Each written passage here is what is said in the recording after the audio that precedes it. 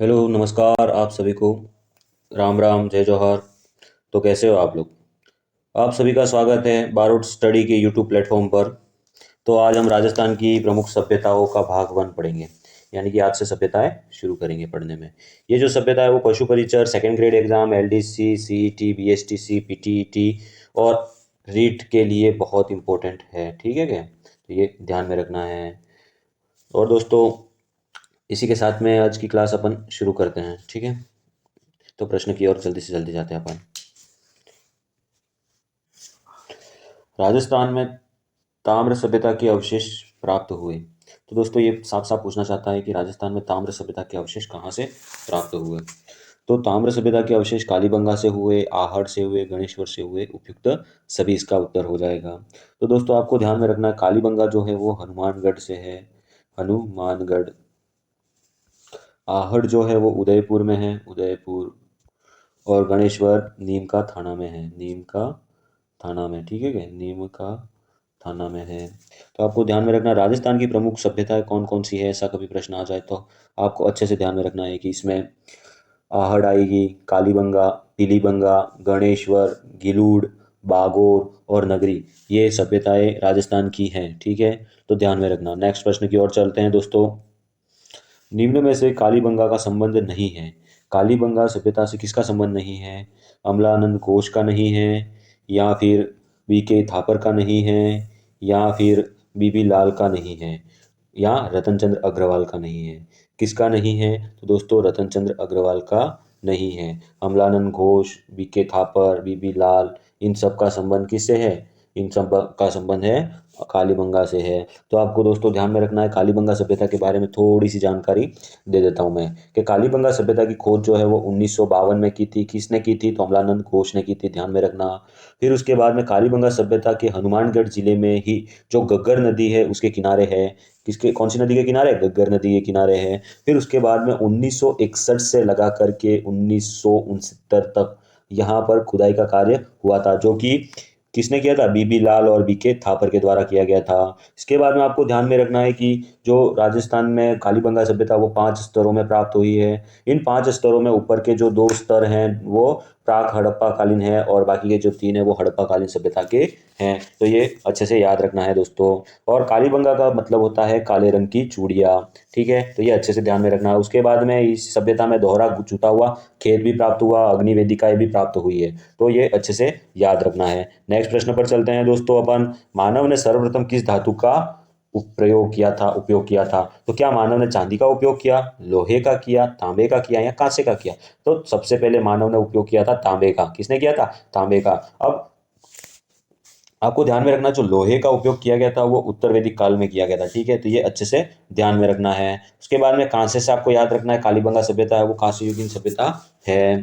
तो नेक्स्ट प्रश्न पर चलते हैं दोस्तों। उत्खनन से प्राप्त उपकरणों में पत्थरों की संख्या अधिक होने से प्रारंभिक युग क्या कहलाया? तो सीधी सी बात है, पत्थरों की संख्या अधिक थी। अब जिसकी संख्या अधिक होगी उसी के नाम से युग जाना जाएगा। तो ध्यान में रखना, प्रस्तर युग के नाम से जाना जाता है। कौन से युग से? प्रस्तर युग से। जहां पर कांसे की चीजें अधिक मिलती है वहां पर कांस्य युगीन सभ्यता होती है। लोहे की चीजें जहां पर ज्यादा मिलती है वहां पर लोह युगीन, और तांबे की जहां मिलती है वहां पर ताम्र युगीन सभ्यताएं होती है। तो ये अच्छे से ध्यान में रखना। कांस्य युगीन सभ्यता में कालीबंगा, पीलीबंगा आ जाएगी। लोह युगीन सभ्यता में अपने आ जाएगा भरतपुर के पास में और झुंझुनू के पास में सुनारी वगैरह जो है वो आते हैं। और ताम्र युगीन सभ्यता में तो आप जानते ही आहड़, गिलूड़, ये जो है वो ताम्र युगीन सभ्यता के अंतर्गत आते हैं। दोस्तों, नेक्स्ट प्रश्न की ओर चलते हैं अपन। कालीबंगा सभ्यता की खोज किसने की थी? कालीबंगा सभ्यता की खोज किसने की थी? तो कालीबंगा सभ्यता की खोज की थी अमलानंद घोष ने। वो भी कब? 1953 में की थी। ध्यान में रखना दोस्तों, 1953 में की गई थी। सॉरी दोस्तों, ये 1952 हो जाएगा, 53 नहीं है। ठीक है। उसके बाद में रतन चंद्र अग्रवाल जो है उन्होंने किसकी की थी? तो इन्होंने की थी अपने,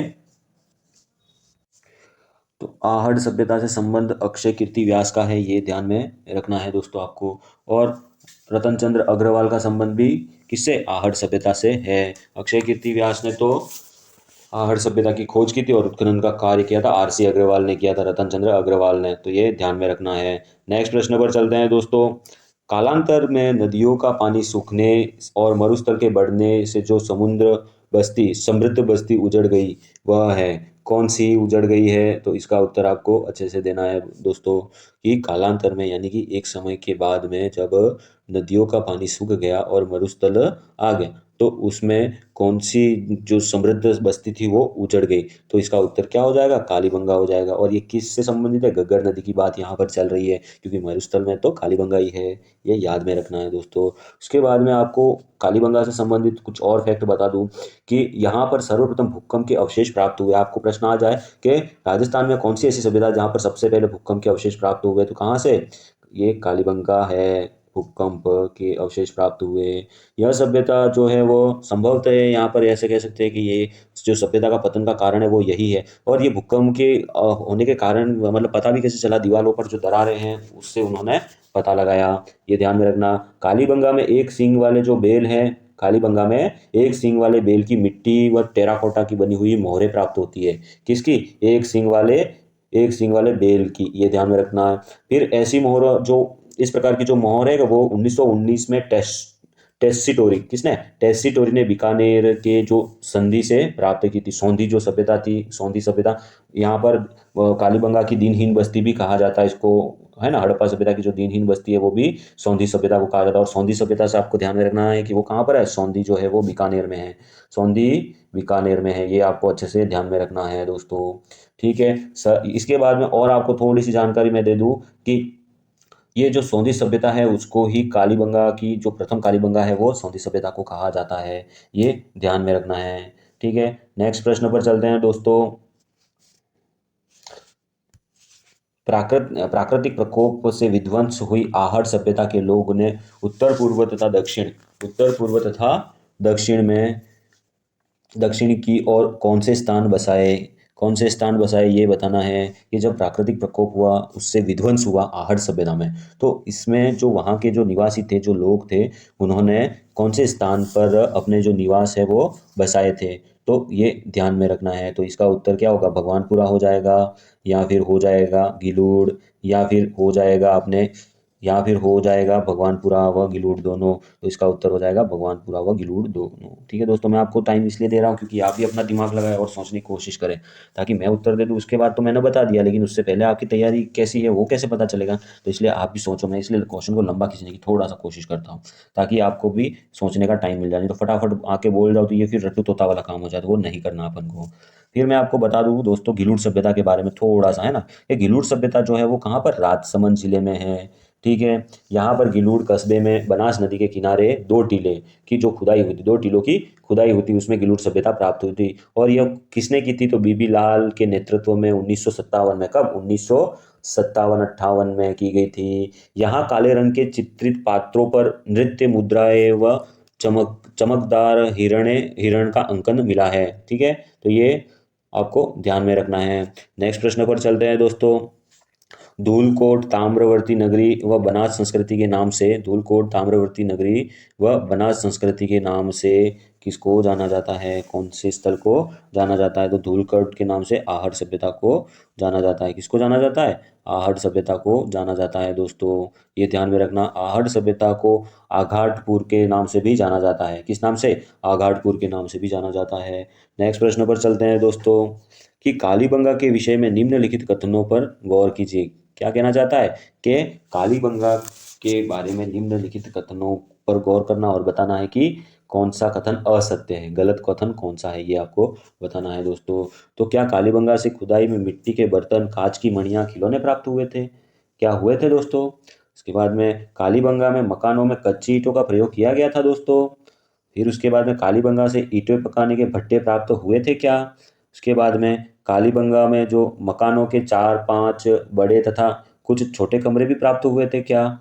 तो कालीबंगा में ईंटें पकाने के भट्टे के साक्ष्य प्राप्त हुए थे, तो ये गलत हो जाएगा। यहाँ पर ऐसा कुछ भी प्राप्त नहीं हुआ था। ठीक है, नेक्स्ट प्रश्न पर चलते हैं। तो आपको ये जो बाकी के 3 ऑप्शन हैं उनको अच्छे से याद करना, रट लेना, क्योंकि यहाँ मकानों में 4-5 बड़े तथा कुछ छोटे कमरे थे। कालीबंगा में मकानों में कच्ची ईंटें का प्रयोग किया गया था। कालीबंगा में खुदाई में मिट्टी के बर्तन, कांच की मणियां, खिलौने प्राप्त हुए थे, ये ध्यान में रखना है। अब ये कांच से संबंधित था, चमकीले बर्तन की बात की जा रही है, ठीक है। 10वीं-11वीं शताब्दी में आहड़ को किस नाम से जाना जाता था? 10वीं-11वीं शताब्दी में आहड़ को आगडपुर के नाम से जाना जाता था, ठीक है। उसके बाद में आपको ध्यान में रखना है, नेक्स्ट प्रश्न पर चलते हैं। तो लाल भूरे रंग के अलंकृत मृतभांड, लाल भूरे रंग के अलंकृत मृतभांड कहाँ से प्राप्त हुए हैं? ये जो लाल भूरे रंग के जो अलंकृत मृतभांड है क्या, वो किस सभ्यता स्थल से मिले हैं, यानी कि कहाँ से प्राप्त हुए हैं? इसका उत्तर देना है दोस्तों। आप थोड़ा सा सोचो, आपको इसका उत्तर मिल जाएगा आराम से, क्योंकि अपन कब से आहड़ सभ्यता की तो बात कर रहे हैं। तो आहड़ सभ्यता में किस प्रकार के बर्तन प्राप्त हुए? तो लाल व भूरे रंग के अलंकृत मृतभांड प्राप्त हुए। कैसे अलंकृत मृतभांड प्राप्त हुए हैं? यहाँ पर आपको आहड़ से थोड़ा और अच्छा फैक्ट आपको बता दूं कि यहाँ पर 6 यूनानी मुद्राएं प्राप्त हुई है। कितनी? 6 यूनानी मुद्राएं प्राप्त हुई है, तथा 3 मोहरे भी प्राप्त हुई है। 3 मोहरे प्राप्त हुई है। यहाँ पर तांबे की कुल्हाड़ी मिली है, आहड़ से क्या मिली है? तांबे की कुल्हाड़ी मिली है, ये ध्यान में रखना। और आहड़ से क्या मिला है? सॉरी, आहड़ से तांबे की कुल्हाड़ी मिली है। और बेराट से क्या मिला है? तो आपको ध्यान में रखना, हस्त कुठार जो है वो, हस्त कुठार जो है वो बेराट से प्राप्त हुई है, ये अच्छे से याद रखना है, ठीक है दोस्तों। नेक्स्ट प्रश्न पर चलते हैं कि कालीबंगा सभ्यता से संबंधित उन निम्न कथनों पर विचार कीजिए और सही कथन पर चयन कीजिए, यानी इनमें से सही कथन कौन सा है वो बताना है आपको। कालीबंगा से खुदाई में गाय के मुख वाले प्याले व तांबे के बेल मिले हैं क्या दोस्तों? यहाँ से खुदाई में सिंधु सरस्वती सभ्यता का एक नगर मिला है क्या? उसके बाद में यहाँ कालीबंगा से खुदाई में कांस्य दर्पण, हाथी दांत, खंघा, ये प्राप्त हुआ है क्या? उसके बाद में उपयुक्त सभी कथन सत्य है क्या? तो इसका उत्तर क्या है? उपयुक्त सभी कथन सत्य है। ज़्यादातर आपको उपयुक्त सभी कथन अगर दिख जाए तो आंख बंद करके सही कर देना, क्योंकि किस्मत सही रहा तो नंबर मिल जाएंगे।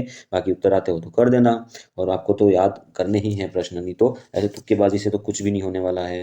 नेक्स्ट प्रश्न पर चलते हैं दोस्तों कि लकड़ी व ईंट की नालियों किस सभ्यता स्थल से प्राप्त हुए हैं?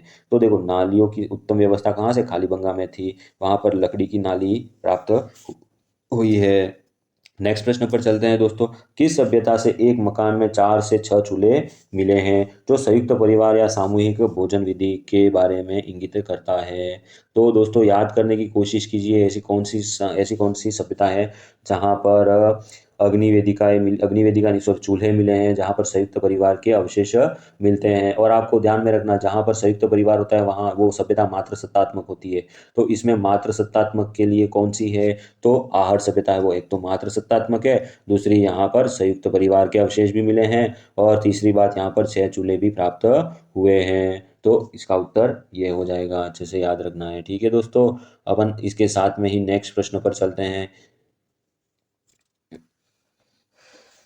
कि कालांतर में नदियों का पानी सूखने और मरुस्थल के बढ़ने के संबंध में कौन सी बस्ती उजड़ गई? तो ये कालीबंगा है, इसका उत्तर अपने पहले ही दे दिया था, क्वेश्चन रिपीट हो गया है। नेक्स्ट प्रश्न पर चलते हैं दोस्तों, और इसी के साथ में क्लास समाप्त हुई। धन्यवाद, आपने मुझे इतनी देर तक सुना इसके लिए। और दोस्तों मैं आपसे ये रिक्वेस्ट करूंगा कि हमारे चैनल को ज़्यादा से ज़्यादा शेयर करें, लाइक करें, सब्सक्राइब करें, और ज़्यादा से ज़्यादा फैलाएं, ताकि हम और अच्छे से अच्छे वीडियो बनाएं और अच्छा कंटेंट क्रिएट करें, ठीक है। इससे मोटिवेशन मिलता है दोस्तों, और कुछ नहीं। बाकी आपकी इच्छा, मैं आपसे रिक्वेस्ट ही कर सकता हूँ। और मिलते हैं फिर नेक्स्ट वीडियो में दोस्तों। धन्यवाद। और दोस्तों मैं आपको ये बता दूं कि मैं अपने इस वीडियो के नीचे डिस्क्रिप्शन में अपने टेलीग्राम चैनल का लिंक भी शेयर करूँगा, तो टेलीग्राम चैनल के साथ में आप जुड़ जाइएगा, ठीक है, लिंक के माध्यम से।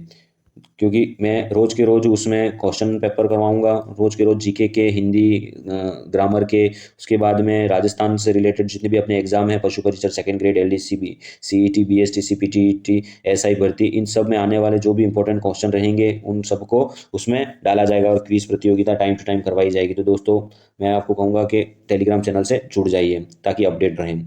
धन्यवाद दोस्तों अभी तक सुना उसके लिए।